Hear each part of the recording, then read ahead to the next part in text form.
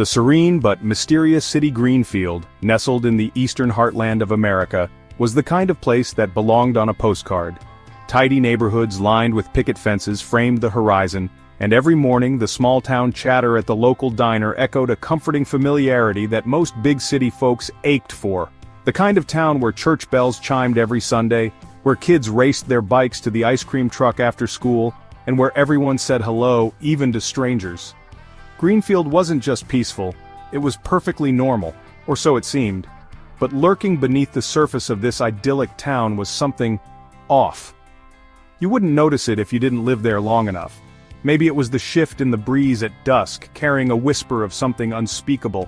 Or perhaps it was the way the woods just outside town grew unnaturally still once darkness settled.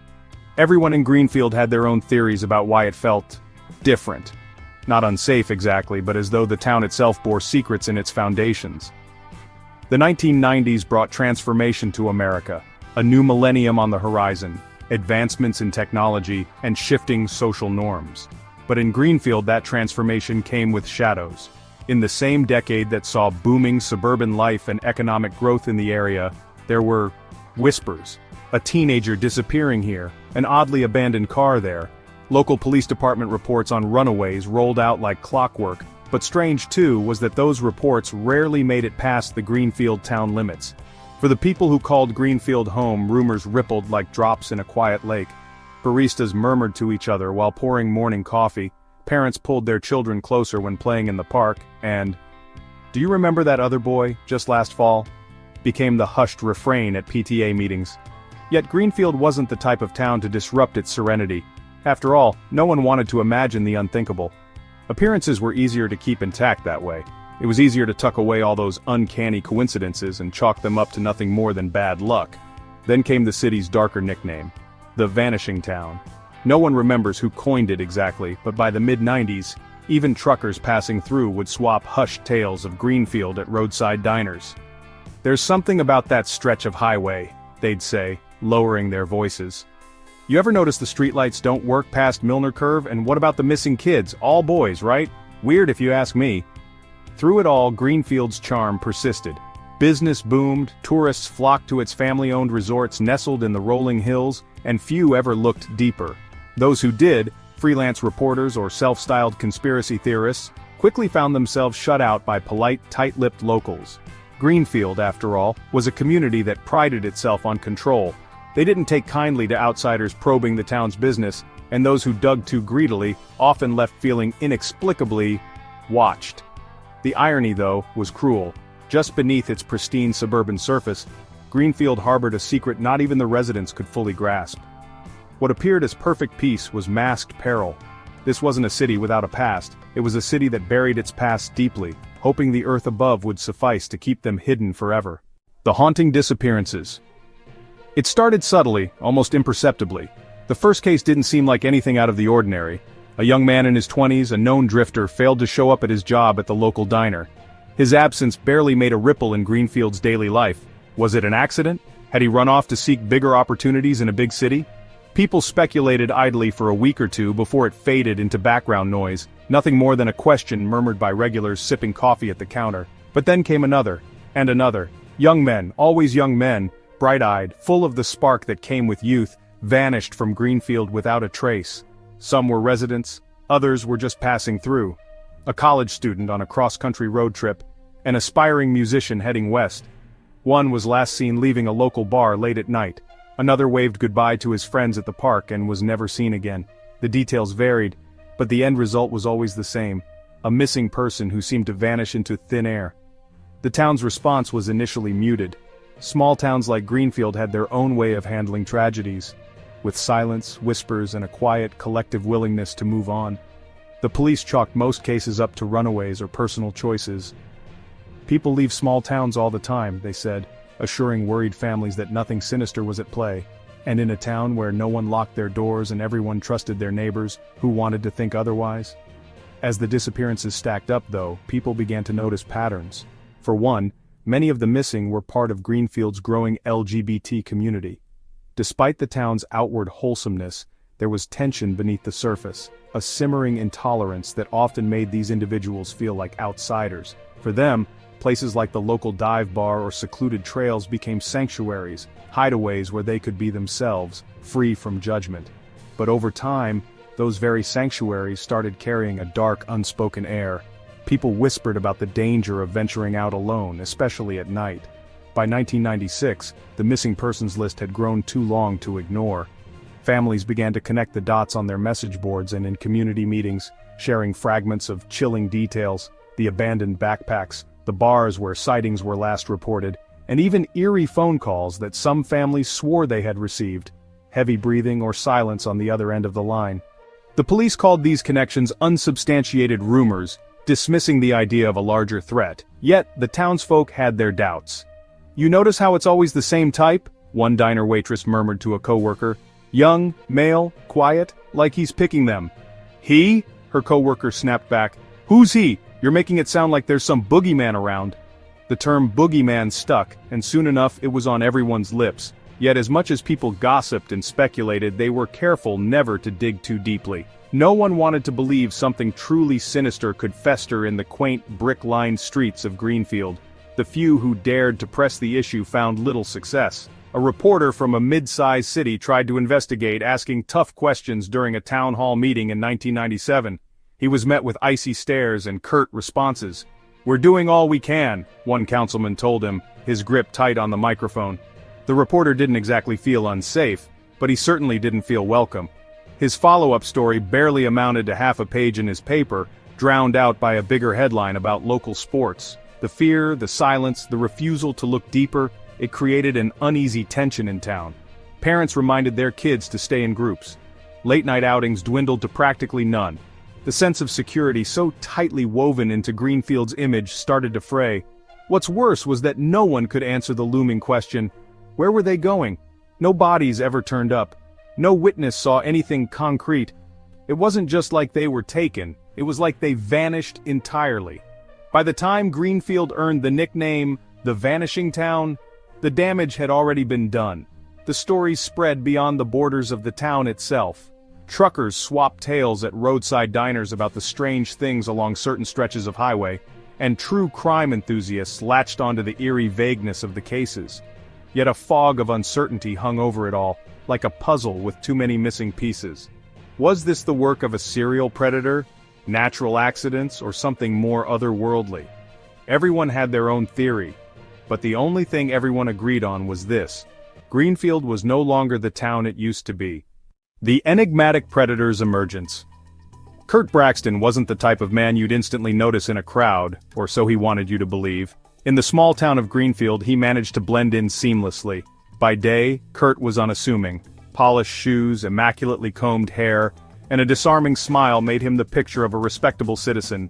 He worked as a quiet, diligent librarian at Polk Street Library, where he recommended books to children, helped elderly patrons find large print editions, and seemed like the sort of man who could hurt no one. But behind that carefully constructed facade was a person shaped not by his smile but by his shadows. Shadows that loomed larger and darker than anyone in Greenfield could have imagined. Kurt Braxton wasn't born evil, or at least that's what people would say later when reporters dug into his past. But if you look close enough at someone's childhood, sometimes you'll find the cracks. The tiny fissures where the foundation of decency was supposed to be poured, but never was. Kurt's family life was a powder keg of conflicting forces. His father, a strict and bitter man, wielded both his voice and his hands with violence that echoed throughout their cramped home. His mother, broken by years of yelling matches and slammed doors, had withdrawn into herself entirely. She spent her days in bed, claiming she had migraines, her curtains drawn tight as if the sunlight itself were a trespass. Kurt was left to his own devices most of the time, and those devices were worrying, to put it mildly. He was the child you'd see picking up dead birds off the sidewalk and studying them too intently, or staying behind in biology class during animal dissections, his unblinking gaze fixed on the knife sliding into soft tissue. "That boy has a curious mind," teachers might say hesitantly when asked about him. But if they could have read his thoughts, they might have locked the doors when he walked into class. There was one particular incident that made him the subject of hallway whispers in his early teens. The story about the dog. No one could prove it, but everyone had heard it. A dog in the neighborhood had gone missing. Days later, some kids stumbled upon a grotesque sight in an abandoned lot. The dog, or what was left of it, displayed in a way too grim to describe. Kurt, they said, had been seen hanging around there alone. None of the adults really pressed the matter, chalking it up to wild imagination or teenage cruelty. But the kids didn't forget. Not completely. As Kurt matured physically, he learned to mimic normalcy. He taught himself how to laugh at the right times, how to nod sympathetically when someone told a story, and it worked. He was voted most polite student during his final year in high school, and when he entered adulthood, people described him as a quiet but sweet young man. That sweetness, of course, was entirely performative. Inside, Kurt seethed with confusion and anger that he could never quite place. His emotions were fragmented, like shards of glass scattered in his mind. He hated, and he didn't know why. He longed to control, to possess, to dominate, a desire he didn't dare speak aloud even to himself. In his mid-20s, one of Kurt's few acquaintances described him as charmingly eccentric. To strangers, he might have seemed mysterious in a way that bordered on magnetic. He spoke softly, deliberately, with an edge of intelligence that drew people in. Patrons at the library trusted him, confided in him even. Women in town smiled at him, though the interest was never mutual. Kurt didn't care for women, nor did he care for romance, at least not in the conventional sense. Kurt was fascinated by men, not by love or attraction in the ordinary sense, but by power. He wanted to possess them completely, to freeze them in time, to make them his. There were more red flags along the way, of course, ones that were missed or ignored. A neighbor once saw Kurt hauling a sealed bin into his car late at night, his clothes drenched with sweat. When asked about it, Kurt chuckled nervously about having too much junk in my attic. At a local butcher's shop, he once bought an industrial-grade saw and casually remarked to the clerk, "This'll make things easier." The clerk laughed, assuming he meant for woodworking or a renovation project, if only. By all accounts, Kurt seemed harmless. But the truth was, by this point he was already honing his taste for control. He frequented dive bars just outside Greenfield, particularly those known for their eclectic clientele. These were his hunting grounds. He'd sit quietly at the edge of the pool table or lean against the bar, nursing a drink for hours. And then, when he found the right one, someone lonely, someone eager for conversation, he'd make his move. Kurt knew how to talk, how to charm, how to make people feel safe with him. "Let me buy you a drink," were often the last words his victims heard before stepping into oblivion. His first victim wasn't planned, or at least that's what Kurt would later claim. He'd met him one warm summer night when the bar had a few too many patrons and the air was heavy with cigarette smoke.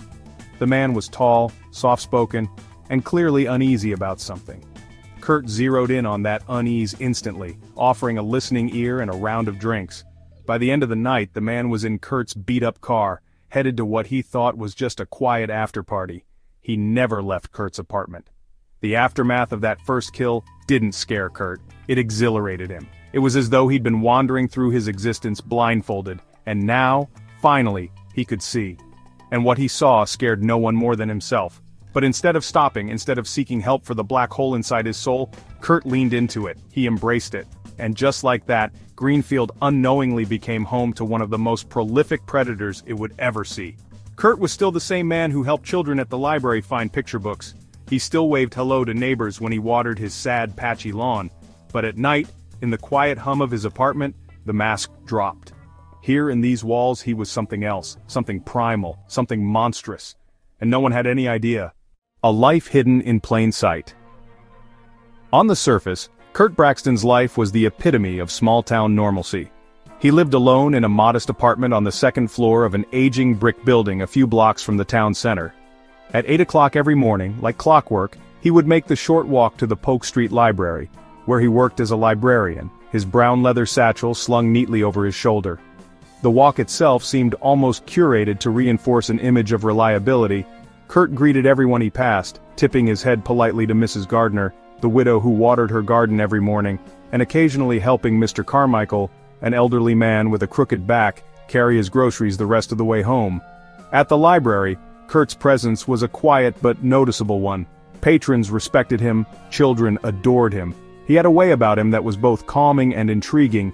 He wasn't particularly charismatic, but he could make people feel as though he genuinely cared. He'd bend down to help a 5-year-old find their favorite picture book or stay late on a Thursday night assisting a high school student with research for a term paper. To his co-workers, Kurt was a model employee, dependable and never ruffled under pressure. "Oh, Kurt," the head librarian, Mrs. Willoughby, once said, "I wish we had 3 more like him. The library runs smoother with him around." His apartment, much like his life, seemed ordinary at first glance. Neighbors described him as the picture of a polite tenant, never noisy, always respectful. The sound of soft jazz records often wafted through the thin walls in the evenings. On Sundays, the muffled clinking of teacups hinted at modest routines. Every couple of weeks he'd even leave cookies in the building's communal area, a gesture that seemed more thoughtful than it was personal. "I wouldn't say I knew Kurt," Mrs. Novak, his downstairs neighbor, would recall later. "But he was nice enough, kept to himself, quiet. But like all facades, cracks began to appear if one looked closely enough." Kurt never crossed a certain threshold of intimacy with anyone, even the people who saw him almost every day. He always had just enough friendliness to seem warm, yet maintained a subtle distance that discouraged deeper relationships. Invitations to join coworkers for drinks after work were politely declined. "I'm more of a homebody," he'd say with a smile. When pressed about his past by curious patrons or neighbors, "Where did you grow up, Kurt?" his answers were vague at best. "Here and there, nothing too interesting," he would say, then swiftly redirect the conversation. His wardrobe, meticulously plain, was another layer of his camouflage. He had a rotation of muted cardigans, button-up shirts, and neatly pressed trousers, clothes designed to feel invisible. Even his brown loafers bore no scuff marks, as if he painstakingly avoided stepping too boldly through the world. His physical appearance mirrored this same calculated neutrality, clean-shaven, glasses that balanced his quiet intellect, and an ever-composed demeanor. Few people would have suspected that, when the sun went down, the same man who personified ordinary became something else entirely.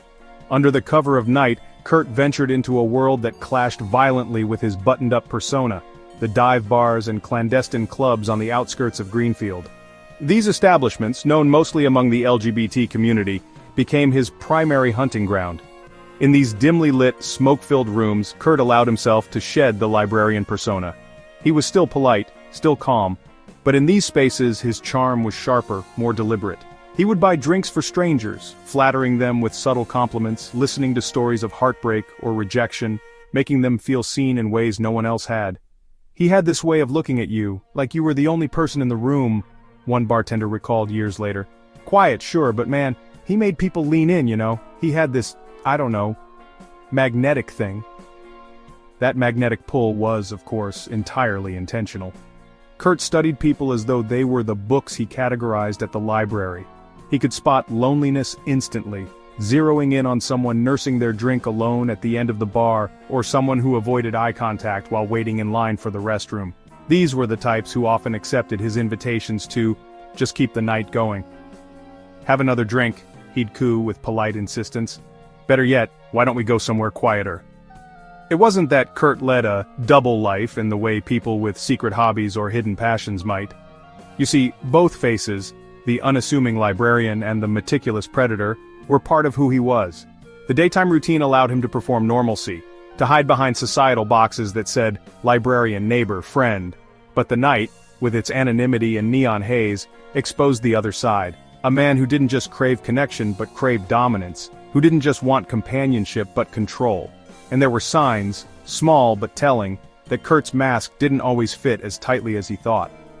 Once at a library board meeting, a coworker noticed a faint reddish mark on Kurt's wrist peeking out from under his shirt cuff. "What happened?" she asked casually. Kurt froze for the briefest moment before replying, "Oh, just some yard work. Those old rose bushes really fight back." Another time, a neighbor walking past his apartment late at night heard the faint but unmistakable sound of a saw. "DIY project," Kurt explained the next morning when confronted, grinning sheepishly. But for the most part, Kurt's facade held strong. The cookies in the shared hallway, the reserved demeanor at town gatherings, the daily routine of clocking in and out of the library, no matter how chaotic his private world became, he maintained his external perfection with almost obsessive precision. What no one realized, not his co-workers, not his neighbors, not the strangers he charmed into his grasp, was that Kurt's life wasn't just a performance, it was a trap. Every polite smile, every thoughtful gesture, every carefully curated aspect of his existence had one purpose: to keep people from wondering what lay beneath. In retrospect, the signs were there. the late-night activity, the moments when his warmth felt rehearsed, the eerie way he seemed to notice people just a little too closely. But at the time, no one wanted to question the man who always showed up on time, always lent a helping hand, and always seemed so normal. Because Kurt Braxton's greatest talent, greater than manipulation, greater than deception, was his ability to make people believe there was no reason to look closer. A shocking event that rocked the town. The call came in on a damp October night in 1997. Distressed and disoriented, Nathan Walter staggered into the Greenfield police station with bruises on his wrists and a wild, haunted look in his eyes. He was jittery, unable to sit still as he frantically recounted the events that had led him there. At first, the officers thought he was just another drunk wanderer, lost after a bad night at the bars. But then he began to speak about the apartment, the room, and the man who had lured him there. I don't know, Nathan stammered, struggling to catch his breath. He seemed friendly, normal, said he'd give me a ride home. Next thing I know, I'm tied up and he's talking like he's gonna keep me. His voice cracked when he said it, his whole body shaking from more than just cold. You need to go there. He's got things in there. Horrible things. Despite Nathan's obvious trauma, the officers were hesitant to take him seriously at first. Greenfield wasn't the type of town where people talked about things like kidnappings or serial killers. Cynicism clouded their judgment. Maybe it was the booze on Nathan's breath or the adrenaline in his voice, but at first, they assumed it was some exaggerated account of an argument gone wrong. Yet, as the minutes passed and Nathan described the precise location of the apartment, the bindings he had slipped free from, and how he had stumbled barefoot onto the street, even the most skeptical officers began exchanging uneasy glances. He kept calling it his collection, Nathan said in a hushed tone, his voice trembling. He said I'd be part of it soon. It was those words, his collection, that spurred the police into action. A team was dispatched to the address Nathan provided, a nondescript brick apartment building that looked no different from the dozens of others lining the sleepy streets of Greenfield. It was just after midnight when they arrived, the building cloaked in shadow except for the faint glow of a porch light. Kurt Braxton's name was on the mailbox, but there was no sign of life inside. The officers knocked. There was no answer. They knocked again, louder this time, before deciding to force their way in. As they breached the door, the thick coppery scent that met them was the first clue that something was horribly wrong. One officer gagged and turned away while the others pressed forward cautiously, flashlights piercing the darkness of the small, meticulously arranged apartment. At first glance, the apartment looked perfectly normal, almost sterile in its tidiness. A small bookshelf lined one wall, filled with classic novels and encyclopedias. The air was cool, almost unnaturally so, and an old record player sat silently in the corner as if waiting to be turned on. But then, as the officers moved deeper into the space, the true horror of Kurt Braxton's world began to reveal itself. The first discovery was the photographs, hundreds of them. They were tucked neatly into albums on the shelf, stored in shoeboxes under the bed, and pinned haphazardly to the back of a closet door. The images were haunting. Men in various states of helplessness, their faces twisted in fear, some bound and gagged. The photographs seemed to document a timeline that spanned years. Then came the freezers, tucked away in a locked pantry.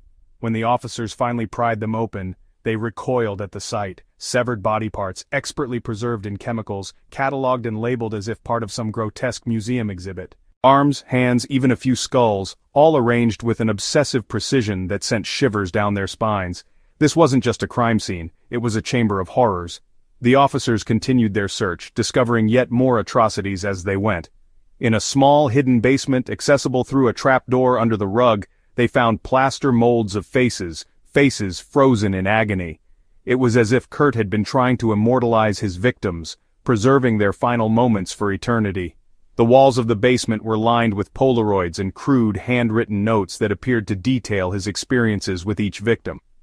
This one took longer to break, one note read. I think he almost trusted me at the end. Nathan Walter had not exaggerated. If anything, he hadn't been able to fully convey the horror of what had transpired inside these walls.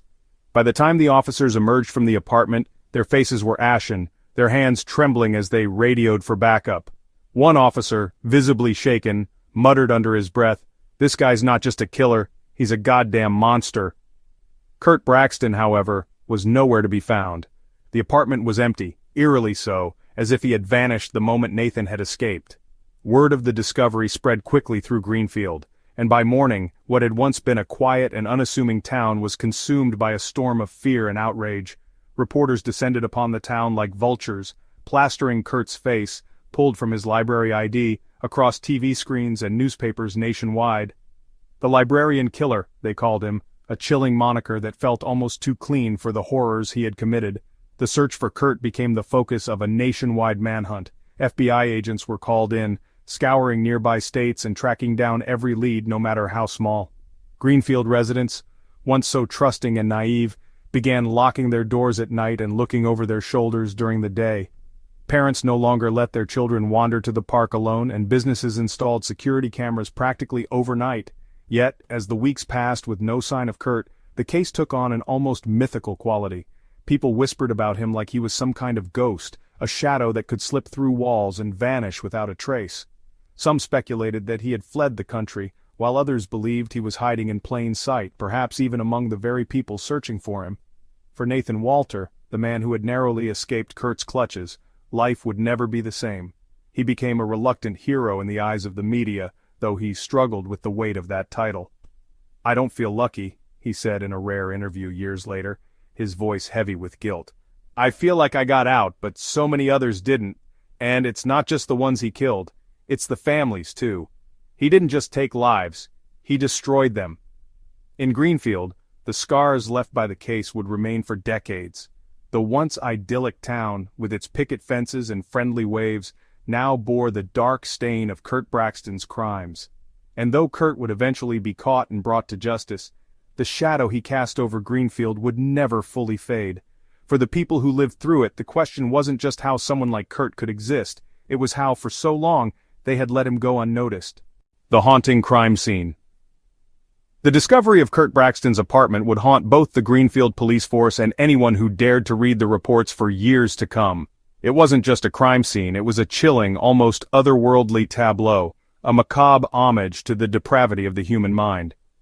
For the officers who entered that small second-floor apartment on a rainy October night in 1997, the details of what they saw inside would refuse to stay buried in their memories.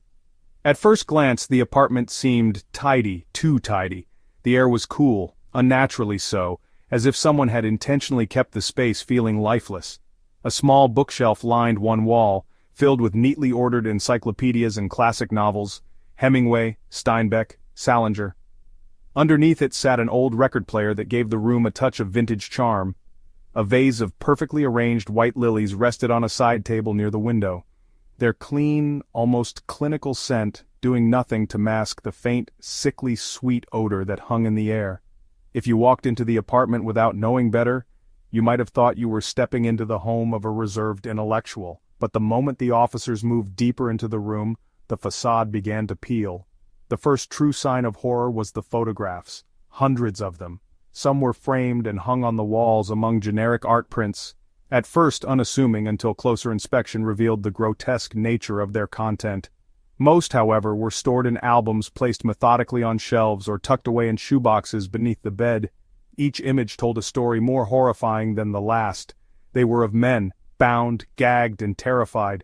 Some were alive, their wide eyes betraying the unspeakable fear they must have felt, while others were limp and lifeless, contorted into unnatural shapes. The photos captured a timeline, documenting years of torment at the hands of Kurt Braxton.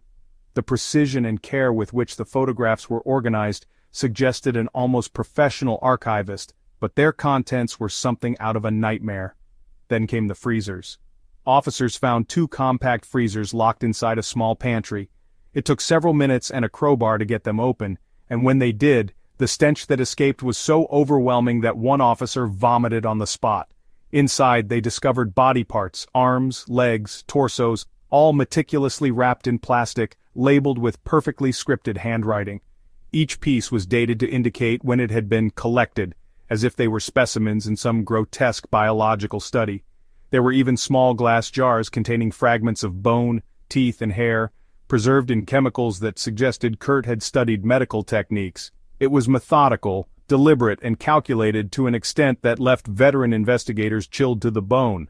But what shocked the officers more than anything else were the plaster molds.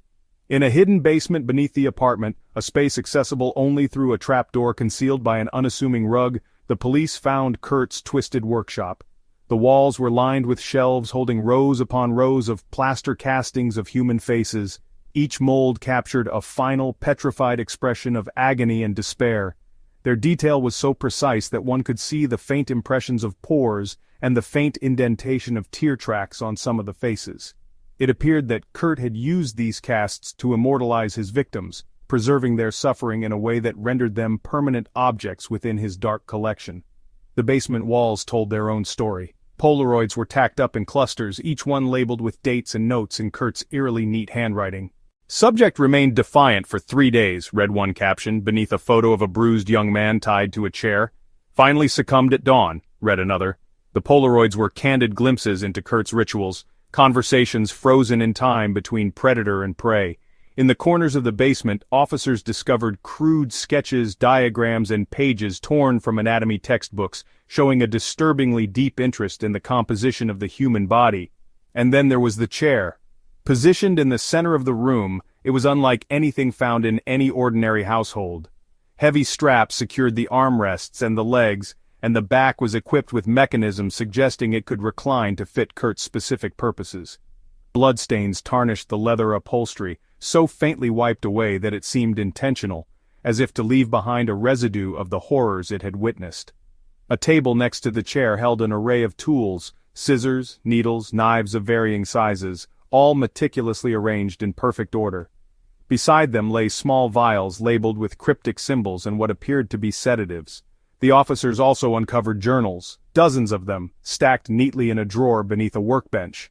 Written in small, meticulous handwriting, these journals chronicled Kurt's thoughts, desires, and recollections of his crimes. They read like the diary of a man who viewed himself as an artist. "The face is the most honest part of the body," one passage read. "In its final moments, it reveals everything. Fear, pain, surrender. I capture that truth, immortalize it. They are mine forever." As they processed the scene, the officers began to realize the magnitude of Kurt's depravity. This wasn't some random string of heinous acts committed out of impulse. This was the calculated, methodical work of a man who thrived on control and power. Kurt's apartment wasn't just a crime scene, it was a window into the depths of a mind devoid of remorse, filled only with obsession. By the time reinforcements arrived, the apartment had become a hive of activity. FBI agents, forensic teams, and media swarmed the building.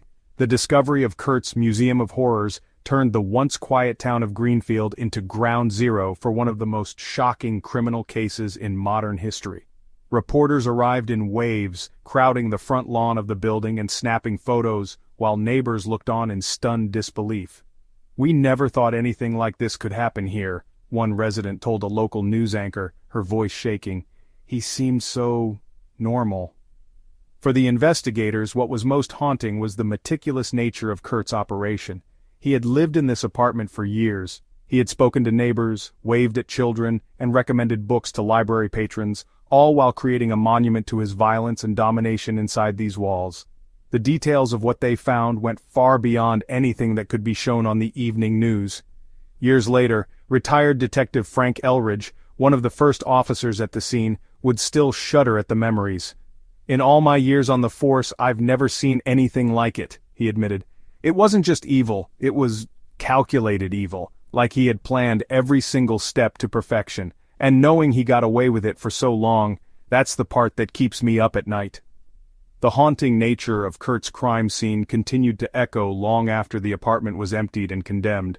It stood as a grim reminder that even the quietest of places, the most unassuming of people, can conceal horrors beyond imagination. Greenfield would never be the same again. The twisted path of sinister crimes. Kurt Braxton's journey into his grim and malevolent world began innocuously. There wasn't some climactic moment of evil that turned him into the predator he would become. It was a slow, creeping evolution. However, what made his crimes so chilling was not just the acts themselves but the deliberate, calculated way he carried them out. His process was not the result of blind impulse or reckless rage. No, Kurt Braxton's crimes were carefully devised, his every action controlled with a precision that bordered on obsessive. It started small, almost innocuously, with thoughts. Dark, intrusive fantasies would cross his mind when he was alone, scenarios where he held dominion over others, where he controlled their every movement, their every breath. For years, these thoughts remained just that, fantasies. There was always that whisper of restraint, that inner voice that told him it would be wrong, not for moral reasons but because he might get caught. But restraint, in the end, wasn't Kurt's strong suit. A time would come when fantasy was no longer enough. The experimentation began modestly, but even in these early stages it reflected Kurt's need for control. He purchased anatomy books, claiming to his co-workers at the library that he was simply indulging a quirk for biology. Behind closed doors he pored over diagrams of the human nervous system, learning where pain originated, how to manipulate it, and most chillingly, how to stop a heart, if it ever came to that. To his neighbors this wasn't unusual. For all they knew, Kurt enjoyed quiet hobbies. They smiled and waved when they saw him carrying odd packages into his apartment, never questioning why someone who lived alone would need so many surgical gloves or bottles of formaldehyde.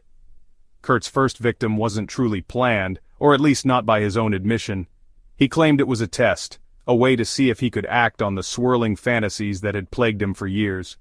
One humid summer evening, under the flicker of neon beer signs, he strolled into a dimly lit dive bar on the outskirts of Greenfield. Among the small crowd was a soft-spoken man, lonely and vulnerable, who accepted Kurt's polite smile and invitation to share a drink. The interaction was deceptively simple at first, two men chatting at a bar, trading polite small talk, but Kurt's motives were far from innocent. "I'll drop you off," Kurt offered at the end of the night. "Looks like you've had a little too much." It was this practiced kindness, this facade of neighborly concern, that disarmed his victims. When the man slid into the passenger seat of Kurt's car, slurring a thank you, he had no reason to suspect the librarian with the neatly combed hair and warm demeanor had a syringe of midazolam tucked into the glove compartment. Minutes later, the man's world went dark. Kurt's first crime taught him one thing: the surge of control was intoxicating. However, it also gave him something less abstract: confidence. That test wasn't messy or frantic, it was efficient, almost surgical in nature. The man's unconscious body was brought back to Kurt's small apartment, where Kurt executed his ritual with an eerie calm. He didn't act out of anger or frenzy. Instead, he worked with the precision of someone conducting an experiment. By morning, the man had become nothing more than a specimen, carefully filed away in Kurt's newfound world of horror. What set Kurt apart from other killers, what truly made him disturbing, was how process-oriented he was. Each crime wasn't just an end in itself, but part of a larger, ever-evolving system. Kurt documented everything. Journals filled with handwritten entries detailed his thoughts, his process, and even critiques of his own techniques. Subject A resisted sedation longer than anticipated, read one early entry. Need to refine the dosage for next time. Initial experiment productive but lacked precision. For Kurt, the people he took were not human beings with lives, families, and futures. They were projects, variables in his twisted equation. The tools of his trade were chillingly practical. Over time, Kurt began acquiring what he called his essentials: surgical instruments, sedatives, restraints, and even chains fitted with custom locks for added security. He learned how to use each instrument with proficiency, his curiosity for anatomy morphing into outright obsession. He favored tools that gave him control, especially knives. "Knives are honest," one of his journal entries read. "Unlike words or promises, they don't lie." Yet Kurt was never reckless. For every aggressive plunge into his dark ambitions, he maintained a carefully curated life of normalcy. When a victim's phone rang for days unanswered, when work no-call no-shows became routine, Kurt was methodical in ensuring his involvement could never be traced. He chose his victims carefully, targeting individuals without close ties to Greenfield. A young musician hitchhiking through town after a gig, a college student on break, visiting friends just a little too far from campus. Many didn't even live in Greenfield. They were transients, passers-by who, for all anyone knew, had simply moved on to the next town without a backward glance. Kurt honed his craft over the years, each victim refining his techniques further. He needed everything cataloged. Photos documented their final moments, their faces distorted in fear, plaster molds preserved expressions of agony. Body parts stored meticulously in labeled freezers paid homage to his belief that he was not merely murdering, but crafting art. "The human form is imperfect," one passage in his journal mused, "but there is a certain perfection in its fear, its vulnerability." By the mid-1990s, Greenfield's once innocuous librarian had become a full-fledged predator of terrifying proportions. Yet his crimes hadn't drawn attention, at least not in any tangible way. Police chalked up the disappearances to runaways, family troubles, or unfortunate accidents. This was small-town America, after all, a collection of quaint streets and coffee shops, not the kind of place where people stopped to consider the possibility of monsters. What made Kurt even more terrifying was his ability to adapt. When speculation began stirring in the community about young men vanishing, Kurt didn't panic, he adjusted. Victims were chosen with even greater care, and Kurt carefully dismantled any potential threads that could connect him to the crimes. He began targeting those whose disappearances would cause no ripples, young men who were estranged from their families, travelers on the road to nowhere. For every escalation in his depravity, there was an equal escalation in his cunning. Still, behind all the planning, all the calm collectedness he showed to the outside world, something in Kurt relished the act itself. He didn't just take lives, he consumed them. Their suffering filled the deep, hollow void in him that no amount of plaster molds or labeled freezers ever could. By the time 1997 came around and Nathan Walters stumbled out of Kurt's nightmare apartment, bruised and terrified but alive, Kurt had left a trail so dark, so deeply methodical, that the world struggled to comprehend it. A shattered childhood. Kurt Braxton wasn't born a monster. He was born to a life that should have been ordinary, a life that might have been mundane but safe. However, his childhood was anything but. The seeds of his darkness were sown in a broken home, nurtured by neglect, fear, and an insidious lack of love. Those who later tried to make sense of his crimes often returned to the early years of his life, searching for answers in the cracks of his upbringing. If you look closely enough, it's easy to see how Kurt Braxton, the librarian, the predator, was shaped by the ghosts of his past. Kurt was born in 1968, the first and only child of Walter and Janine Braxton. His parents lived in a small, run-down house on the outskirts of Dayton, Ohio, struggling to make ends meet. Walter worked in a steel factory, an unrelenting job that left him exhausted, bitter, and filled with rage. Janine, once a bright and ambitious young woman, had abandoned her dreams of becoming a pianist when an unplanned pregnancy tethered her to Walter and their bleak marriage. What started as a strained relationship between two people with little in common quickly spiraled into something far worse, a household defined by shouting matches, the sound of breaking glass, and the suffocating air of unspoken resentment. For Kurt, home was not a sanctuary. It was a battlefield. His father's temper was legendary, and it seemed that no offense was too small to escape his wrath. A spilled glass of milk could lead to a tirade of insults. An unwashed dish might result in a slap across the face. Walter was not just angry, he was cruel. "You'll never amount to anything," he would sneer at Kurt. "Look at you, pathetic, just like your mother." These words, etched into Kurt's young mind, became the soundtrack of his formative years. And like many children trapped in abusive homes, he began to internalize them. Janine, on the other hand, offered no refuge. By the time Kurt was 6, she had retreated into herself entirely. The once vibrant woman who had played lullabies on the old upright piano in the living room now spent most days in bed, the curtains drawn, claiming migraines or mysterious illnesses that never seemed to get better. When Walter's rage erupted, she rarely intervened. At first she tried, pleading with him to take it easy on Kurt, but over time she withdrew, leaving her son to fend for himself. To Kurt, his mother became a ghost, a hollow figure who drifted through their home without substance or solace. The emotional scars of this environment were deepened by the isolation Kurt experienced outside of his home. At school he was quiet and withdrawn, an easy target for bullies. The other boys teased him mercilessly for his awkward demeanor and lanky frame, calling him names and knocking his books out of his hands in the hallway. Teachers, overwhelmed by crowded classrooms and their own set of challenges, overlooked him, marking him as quiet but unremarkable. Kurt learned early on that he couldn't rely on anyone but himself, not his parents, not his teachers, and certainly not his classmates. Perhaps the most telling sign of Kurt's damaged psyche was his fascination with the things that made others cringe. While most children shied away from roadkill, Kurt would stop and stare. When the neighborhood kids played tag or chased each other on bikes, Kurt preferred to wander alone in the woods behind his house, collecting bird skeletons and poking at insects with a stick. He was particularly captivated by death, not in the way a child might be curious about a dead goldfish, but in a way that hinted at something darker. He would take apart small, lifeless animals, frogs, squirrels, and study their insides, his young mind both horrified and enthralled by the idea that these creatures had once been alive. And then not. One incident that would later stand out in the minds of those who knew him involved the family dog, a mutt named Charlie. Kurt and Charlie had always seemed inseparable, until one day, Charlie went missing. Weeks later, the dog's remains were found in the woods, arranged in what could only be described as a disturbing display. No one could prove Kurt had anything to do with it, but the whispers began.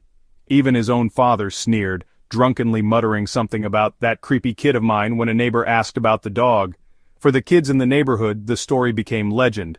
"Stay away from Kurt Braxton," they would say in hushed tones. "He's not right." Despite his odd behavior and troubling tendencies, Kurt managed to blend into the background well enough to avoid significant scrutiny. On the surface, he was just another neglected kid from a broken home, doomed to follow in the footsteps of his parents. But behind his hollow eyes, there was something fermenting, a growing obsession with control, power, and the ability to impose his will on the world around him. For Kurt, life felt like a series of humiliations, and he dreamed of the day when he wouldn't have to feel powerless anymore. By the time he reached his teenage years, Kurt had perfected the art of emotional suppression. He learned to bury his anger, his pain, and even his hunger for connection beneath a mask of composure. He became what some teachers described as a loner, but a polite one. He never lashed out at others, never caused trouble, never showed any signs of the darkness festering inside him. If you asked anyone who knew him back then, they might have said, "Kurt?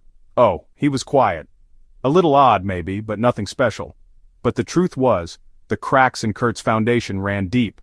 The anger that had been directed at him by his father was redirected inward, reshaping into a burning compulsion he couldn't yet articulate. He wanted, no, needed, to feel the power that had been denied to him all his life. He didn't want to be the victim anymore. He wanted to be the one in control. Kurt's childhood wasn't just the beginning of his story, it was the blueprint for everything that would come later. The neglect, the abuse, the loneliness, and the simmering anger combined to create a fractured, chaotic psyche. He didn't wake up one day and decide to become the monster he would later be known as. Instead, he was forged in the fires of his own pain, molded by the very forces that should have loved and protected him. By the time Kurt Braxton reached adulthood, the damage was done. The boy who had once been teased for being weird had grown into a man whose outward politeness masked a world of rage, obsession, and cruelty. His childhood silence had become a tool, a way to conceal the dark thoughts swirling within him. And as he stepped into the unassuming role of Greenfield's librarian, no one could have guessed that the shadows of his past were already beginning to devour him.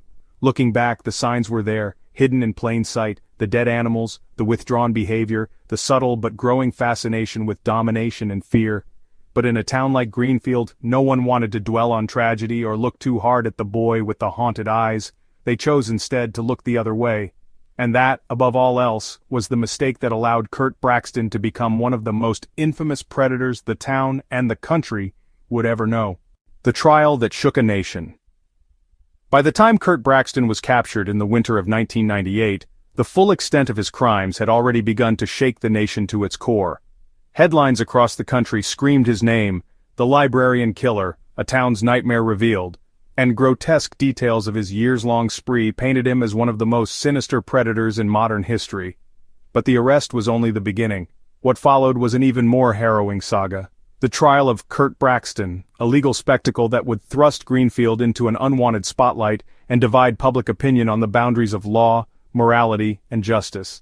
When the trial began in April 1998, the courtroom was transformed into an arena of both outrage and morbid fascination.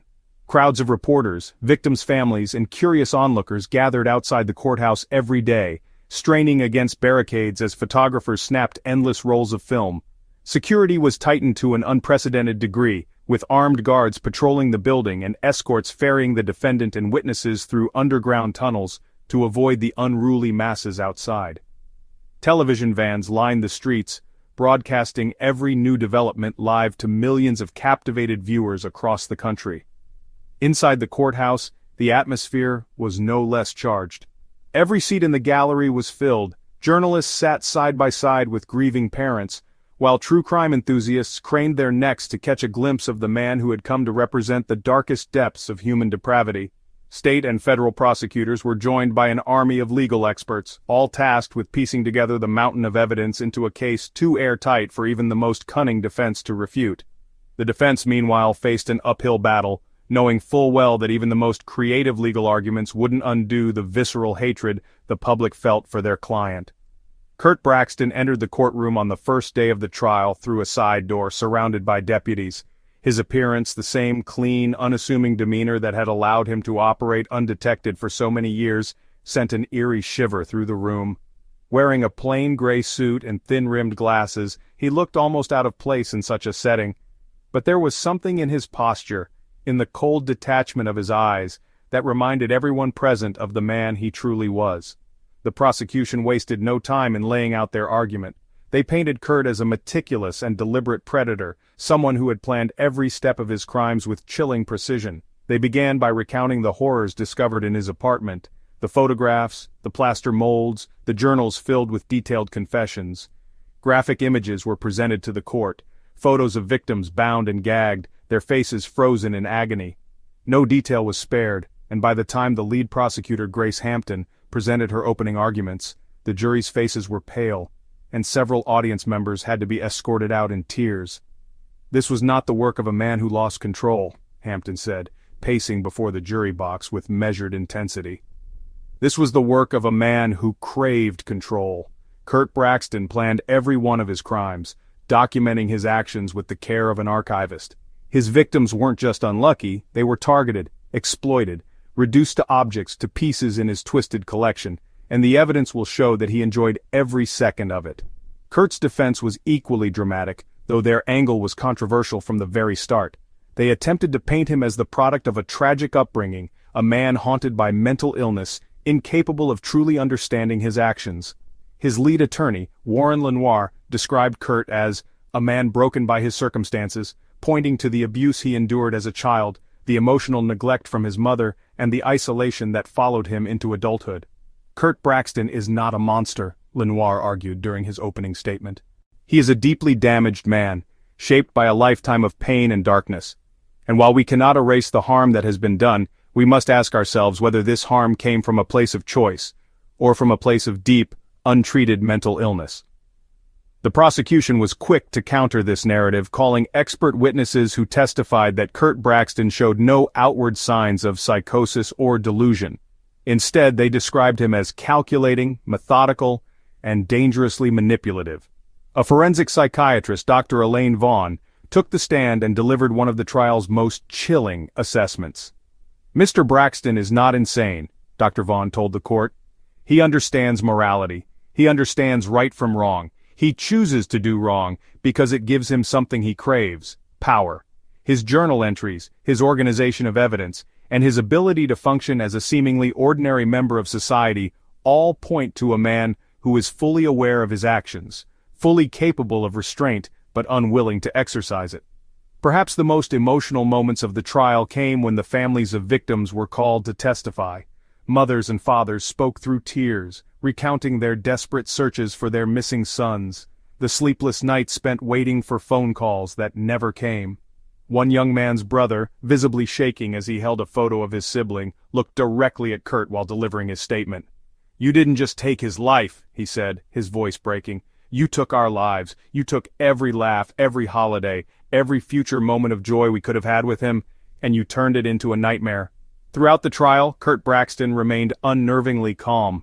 He rarely spoke, his expression betraying little emotion as witness after witness recounted the devastation he had caused. Some observers wondered whether his silence was a sign of regret, while others believed it was just another calculated mask meant to conceal his true nature. In the final days of the trial, the defense made one last-ditch effort to spare Kurt from the harshest punishment.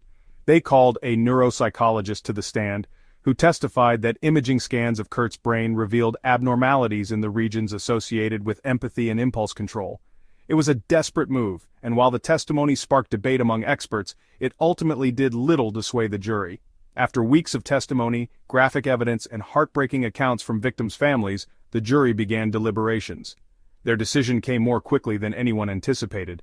Just 6 hours after retiring to the jury room, they returned with their verdict.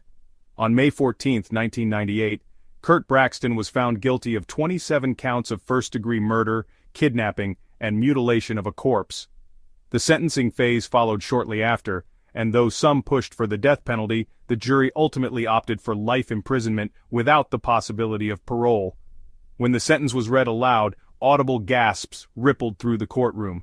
For the families, it was a bittersweet moment. Justice had been served, but nothing could bring back what had been taken from them. Outside the courthouse, reporters rushed to deliver the news to a waiting nation. The trial was over, but its legacy was just beginning. Over the years, legal scholars, true crime enthusiasts, and even psychologists would study the case, dissecting every detail in an attempt to understand how Kurt Braxton had hidden in plain sight for so long. But for Greenfield, the trial was not a source of academic curiosity. It was a wound, a reminder of the darkness that had festered beneath the town's idyllic surface, and of the lives lost to a man the world would never forget. And for many the question lingered. Was Kurt Braxton simply proof of humanity's capacity for evil, or was he a product of it? The answer, like the trial itself, defied easy resolution. Outrage and social reckoning. The fallout from the Kurt Braxton case was unlike anything Greenfield or the country had ever witnessed. It wasn't just about the crimes, it wasn't just about the trial or his conviction. What emerged in the days, months, and even years following Braxton's sentencing was a searing wave of outrage, a social reckoning that forced people to ask hard, uncomfortable questions. How had this man lived undetected for so long? Why had so many reports of missing persons, especially those from marginalized groups, gone unheeded? And most disturbingly, how had a community prided on its kindness and order allowed such darkness to fester in its heart? For the tight-knit, idyllic town of Greenfield, the revelation of Braxton's crimes felt like betrayal. This was a place of picket fences, PTA meetings, and church potlucks. The kind of town where neighbors were friendly, doors were left unlocked, and everyone knew everyone. The idea that someone like Kurt, a monster masquerading as an unassuming librarian, could hide in plain sight for years, rattled the town to its core. Residents suddenly began questioning everything. How could it have gone unnoticed? What did this say about their community, their values? Most terrifying of all, were there others like him out there? The anger didn't stop at the town's borders. News of the case, and particularly the shocking scope of Braxton's crimes, had gripped the nation. For weeks, news vans lined Greenfield's picturesque streets, reporters shoving microphones into the faces of stunned residents and victims' families. The headlines in major newspapers weren't just detailing Kurt's crimes, they were asking tough, relentless questions about systemic failures, ignored warnings, the missing victims of Greenfield, a librarian's secret, what the police missed, horrors in Greenfield expose indifference toward marginalized communities. Whispers of long-standing neglect and oversight quickly turned into a deafening roar of public condemnation. Advocacy groups were among the loudest critics, pointing out how many of Braxton's victims had come from vulnerable populations, drifters, young men estranged from their families, and members of the LGBTQ+ community. These weren't the star athletes or honor roll students whose faces got plastered on milk cartons, but individuals who slipped through society's cracks, individuals the system had failed to protect long before Braxton had targeted them. "What do you expect?" Sarah Dean, an LGBTQ+ activist, declared angrily during a television panel 3 weeks after Braxton's conviction. "When was the last time you saw mass searches for a missing gay man or a homeless teenager? These communities have been invisible to law enforcement for years, and Kurt Braxton knew that. He preyed on people he knew the world wouldn't look for." Her words hit a nerve. Across the country, candlelight vigils were held for the victims, their names read aloud while somber crowds lit flickering candles in their honor. But for many, those memorials weren't just about remembrance, they were about accountability. Graffiti began appearing on Greenfield's otherwise pristine buildings. They were not runaways. You ignored them. The Greenfield Police Department bore the brunt of the outrage. Calls for independent inquiries and resignations echoed at public meetings as furious townsfolk demanded answers. How had they failed to connect the disappearances? Why had they been so quick to write off reports as runaways or accidents? One detail that incensed the public the most was how a series of hotline tips, early warnings about a suspicious individual frequenting gay bars, had reportedly been ignored.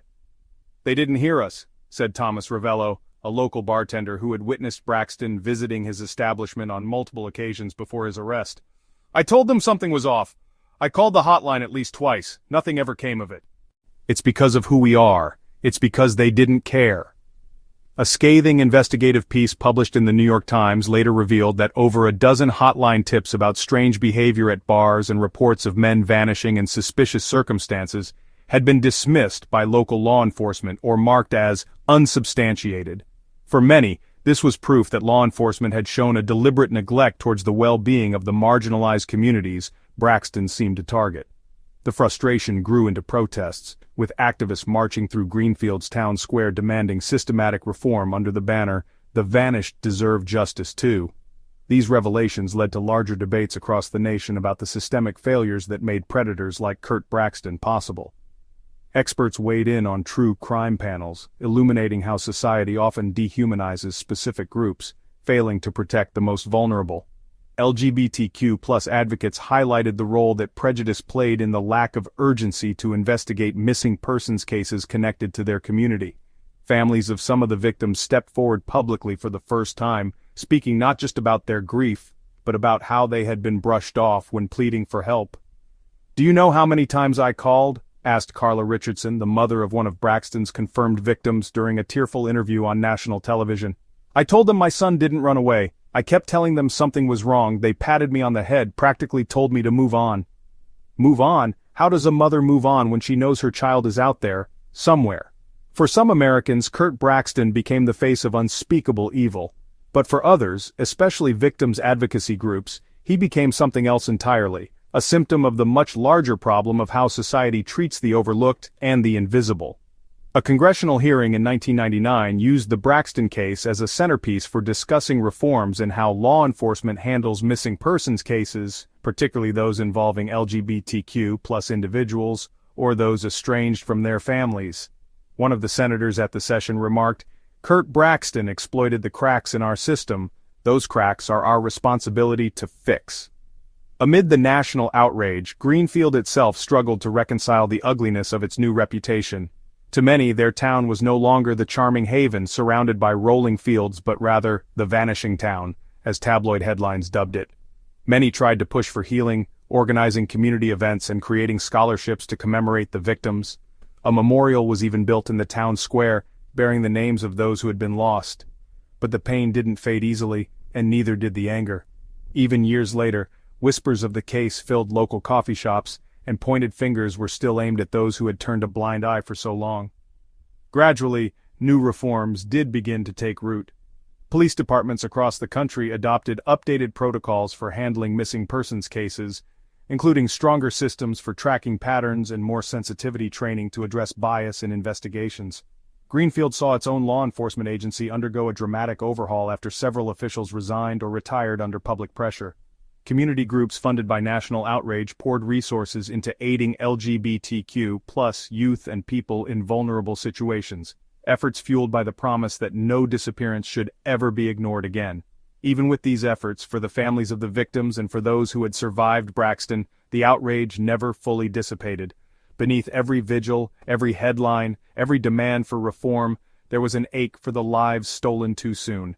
And though justice had finally been delivered, the scars left behind were deeper than any trial or conviction could heal. The end behind bars. Curt Braxton's story didn't end in the courtroom the day he was sentenced to life in prison without the possibility of parole. While the trial brought some semblance of closure to the families of his victims and the Greenfield community, what happened to Curt after the sentence was handed down added another dark chapter to an already devastating story.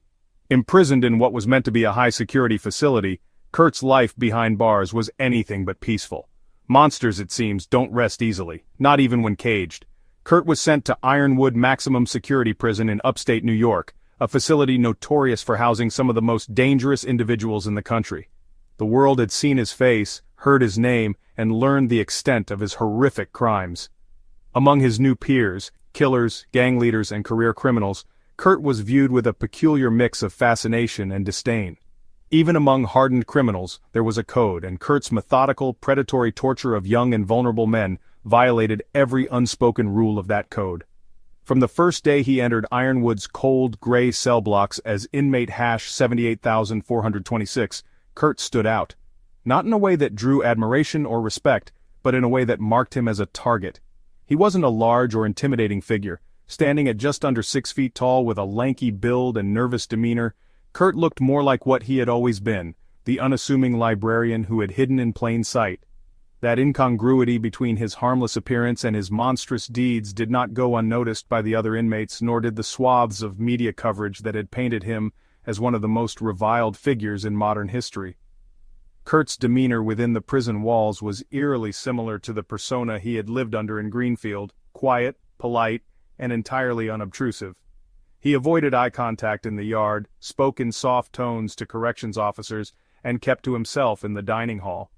But despite his efforts to blend into the background, rumors ran wild about him, how he had meticulously catalogued his victims' final moments, how he had kept plaster molds of their tormented faces in his apartment, how utterly devoid of remorse he had seemed during his trial. To many of the prisoners at Ironwood, Kurt was more than just another murderer. He was a symbol of an evil that made even the most hardened killers uneasy. Prison dynamics are shaped by power, respect, and survival, and Kurt found himself at the very bottom of that hierarchy. To his fellow inmates, his crimes against young, vulnerable men violated not just the rules of society, but an unspoken prison code that deemed such acts unforgivable. It wasn't long before Kurt began receiving threatening messages carved into the metal of his bunk, scratches along the wall of his cell that read phrases like, "You're next," or "Monster of Greenfield dies here." Though Ironwood was ostensibly a secure facility, violence had a way of finding its way into even the most tightly controlled environments. Kurt's first months in prison were marked by an escalating series of subtle warnings, his meals tampered with, stolen items from his cell, sudden and unexplained shoves as he walked the narrow hallways. The guards either didn't notice or didn't care, and Kurt, who had spent most of his life hiding from confrontation, had no idea how to defend himself. The inevitable came late one stormy night in March of 1999, scarcely a year after Kurt's imprisonment. He was attacked in his cell by two fellow inmates, both men serving life sentences for a string of brutal crimes, a gang enforcer and a longtime convict with a reputation for being aggressive toward prisoners who preyed on the weak. The prison guards heard nothing at first, just the faint rustle of feet against concrete and the muffled sound of a struggle. When they finally reached Kurt's cell, it was already too late. The scene was grotesque. Kurt had been stabbed multiple times, his blood pooling on the cold floor beneath his frail body. His attackers had left their mark in more ways than one. Scrawled on the wall in Kurt's own blood were the words, "Justice for the Forgotten." It was clear the motive wasn't just violence for violence's sake, it was retribution, an act meant to send a message, perhaps not just to Kurt, but to the world outside. The aftermath of Kurt's death ignited a firestorm of controversy. Though there were few who mourned him, the circumstances of his demise led to difficult questions about the justice system, prison conditions, and the nature of vengeance. To some, Kurt's death was a fitting end, a form of poetic justice for a man who had inflicted so much pain and terror. "He got what he deserved," said one Greenfield resident when interviewed after news of Kurt's murder broke. "If you ask me, he got off easy. I only wish he could have suffered the way his victims did." Others, however, saw Kurt's death as a missed opportunity. For advocates of criminal justice reform, his murder was a failure of the system to ensure safety, even for those held in maximum security facilities. "Prison is supposed to be about justice, not revenge," argued Eleanor Grayson, a criminal justice expert who closely studied Kurt's case. No matter how heinous his crimes, the state had a duty to protect him. Instead, they allowed mob rule to take over. Even within Greenfield, opinions on Kurt's death were divided. For the families of his victims, the news brought a complicated mix of relief and lingering anger. "I'm glad he's dead," confessed Carla Richardson, whose son was among Kurt's documented victims. "But it doesn't bring my boy back, it doesn't erase what he did, and in some ways it feels hollow, like he got out of facing the rest of his life, locked away to reflect on his evil." Nationally, Kurt's violent demise sparked debates about morality, justice, and ethics. Was the punishment truly served if the punishment was exacted at the hands of vigilantism, rather than the law? Could a death like Kurt's ever equate to real justice for what he had done? Many couldn't even begin to answer those questions. And yet, in the months after Kurt's death, his story continued to cast a long shadow. True crime enthusiasts analyzed every detail of his life, from his childhood traumas to his meticulously documented crimes, while media outlets tried once again to piece together the echoing horrors that allowed him to evade capture for so long. Books, documentaries, and panels discussed not just the case, but the deeper social issues it represented. The neglect of marginalized victims, the cracks in policing, and the rot that festered beneath the polished surface of places like Greenfield. What remained clear, even years after his death, was that the trauma Kurt Braxton created didn't end with him. For the people of Greenfield, for the grieving families, and for the system that had allowed him to exist undetected for so long, Kurt's death was not catharsis. It was another reminder of the scars he left behind. A shadow that never seemed to fade. In the end, the monster born in Greenfield met a violent, bloody demise in the bowels of a maximum-security prison. It was a death fitting for the legend he became, but for the people whose lives he destroyed, it could never undo what was lost. His story was one that no one wanted to repeat, but the lessons it left demanded to never be forgotten. Cruel lessons learned. The story of Kurt Braxton was far more than just a grisly chapter in true crime history. It was a mirror held up to society, reflecting the darkest truths about complacency, systemic failure, and the human capacity for evil. While Kurt himself was sentenced to life imprisonment and died in violent retribution for his horrific acts, the world was left to grapple with the far-reaching implications of his crimes. His twisted legacy forced painful questions to the forefront. What role did society play in allowing such a predator to thrive? Who does the system protect and who does it neglect? And how many Kurt Braxtons are still lurking in the shadows? For Greenfield, the idyllic town turned vanishing town, the lessons were stark and unavoidable.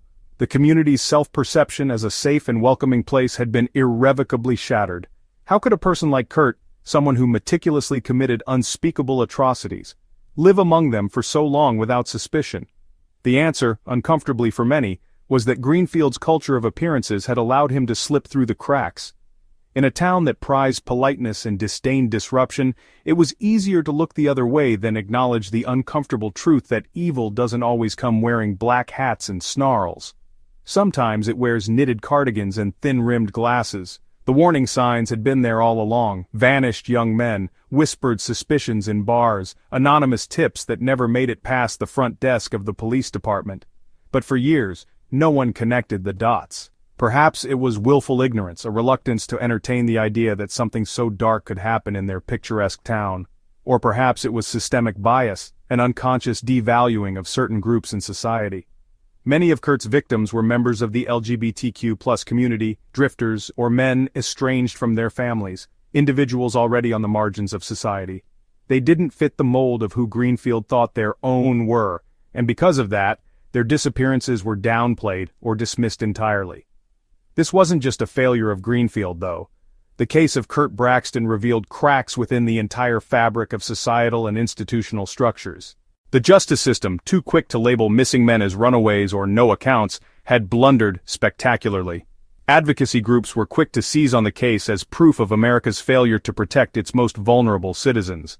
Sarah Dean, an outspoken LGBTQ+ activist, summarized this failure in a fiery television interview not long after Kurt's discovery. Kurt Braxton didn't just happen in a vacuum, he thrived in the shadows of indifference. He knew his victims wouldn't be missed by the system, and he was right. Their lives weren't just taken, they were ignored long before that. The lesson was painful, but it was necessary. Silent complacency is what allows monsters like Kurt to operate undetected. Whether through societal prejudice, lack of resources, or outright negligence, a system that fails to treat all lives with equal urgency becomes an accomplice to those who would prey on the vulnerable. In the heart of the scandal, Greenfield became more than a town scarred by tragedy, it became a cautionary tale. For families of the victims, this lesson wasn't theoretical, it was personal. When the media finally began offering a platform to the grieving parents, siblings, and friends of those Kurt had taken, their voices echoed with a raw anger that resonated far beyond Greenfield. Time and again they shared a similar story, a call to police that went unanswered, flyers that went unnoticed, unreturned voicemails at hotlines set up for missing persons. Carla Richardson, whose son Alex was one of Kurt's victims, made heartbreaking appeals to viewers during her first public interview. "I knew my son didn't run away. I begged them to listen, but no one believed me. They told me, 'Oh, these kids, they'll call when they need money or food.' My boy was out there suffering, dying, and they told me to be patient." These stories weren't just reflective of individual failures, they revealed systemic blind spots. Kurt had exploited these flaws with the skill of a master manipulator, targeting individuals who lived close to the edges of society. Greenfield may have been his stage, but the underlying issues were universal. Prejudice toward LGBTQ+ individuals, the dismissal of missing adults as runaways, and the lack of coordinated tracking for transient populations created the perfect storm in which someone like Kurt could thrive. The impact of these revelations was seismic. Advocacy groups saw Kurt Braxton's case as a turning point, a rallying cry for the reform they had long demanded. Vigils for the victims evolved into protests, some drawing thousands under banners reading "Every life deserves justice" and "No more vanished." Mounting pressure from the public eventually forced law enforcement agencies across the country to revise how missing persons cases were handled, including the introduction of policies requiring investigators to take marginalized communities' concerns seriously. At local and state levels, funding to support detectives specializing in missing persons cases finally saw increases, a small victory amid immense loss. Greenfield itself underwent drastic changes. The police department, shamed and scrutinized, fired its chief and several senior officials. New leadership was installed, and one of its first acts was to adopt stricter protocols for documenting and following up on missing persons reports. More importantly, they began participating in sensitivity and bias training, an initiative that was unprecedented for a town of its size. But even as reforms spread and laws shifted, questions lingered. Could any of this have happened if society truly valued all lives equally from the start? How many lives might have been saved if people had simply spoken up sooner, if they had refused to turn away from things that seemed off about their polite librarian neighbor? The most haunting realizations were the ones that struck closest to home. So much of what allowed Kurt to succeed was a failure of human instinct, of empathy.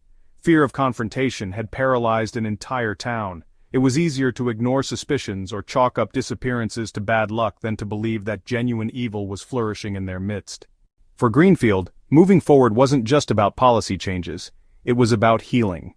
The quiet suburban life they had once celebrated now felt hollow, its pockets of silence reminiscent of the times they hadn't spoken up when it truly mattered.